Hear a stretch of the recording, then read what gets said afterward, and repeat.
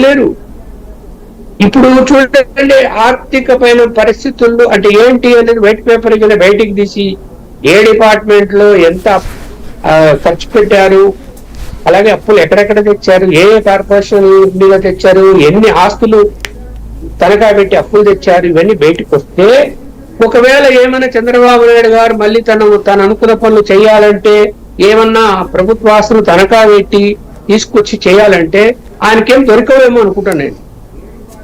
తనఖా పెట్టడానికి ఇంకేం దొరకవు, మొత్తం అయిపోయి అందువల్ల ఇబ్బంది పడతాడు, నో డౌట్. మరి రాబోయే పరిపాలన ఇబ్బంది పడుతూ అభివృద్ధి మళ్ళీ ఆగిపోయి దీన్ని కోరుకుంటారా వైఎస్ఆర్సీపీ? అభివృద్ధి ఆగిపోవాలని కోరుకుంటారా? సంక్షేమం ఆగిపోవాలని కోరుకుంటారా?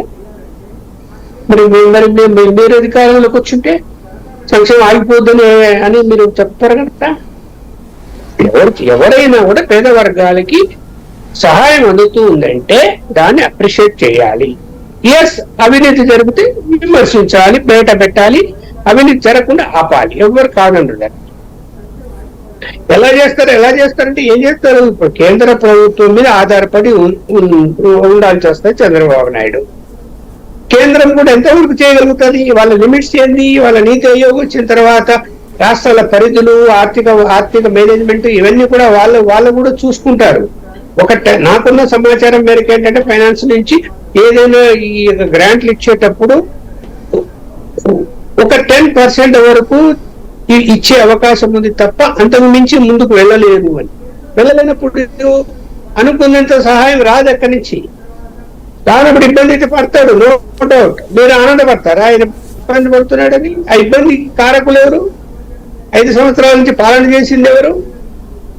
ఓకే, ఇప్పుడు ఈయన కూడా వచ్చి మీరు చేసిన లెవెల్లో అవినీతి, మీ ప్రభుత్వంలో జరిగిన అవినీతి లేదు, దుబారా విపరీతంగా సలహాదారులు ఎంతెంత దుబారా జరిగిందో ఆ దుబారా ఈయన కూడా చేస్తే మీరు కర్ర పట్టుకుని అడగండి. ఉత్తర విమర్శలు కాదు, కర్ర పట్టుకుని అడగండి. ఎవరు వద్దండ్రు? మరి చేస్తాడా చెయ్యడా? ఎలా ముందుకెళ్తాడు? ఏ విధంగా మేనేజ్మెంట్ చేయగలుగుతాడు? తనకు కొంత అనుభవం ఉంది, ఒక 2 సార్లు 3 సార్లు ముఖ్యమంత్రిగా చేశాడు కాబట్టి ఫైనాన్స్ మేనేజ్మెంట్ ఎలా చేయగలము, కేంద్రాన్ని ఎలా ఒప్పించుకోగలము.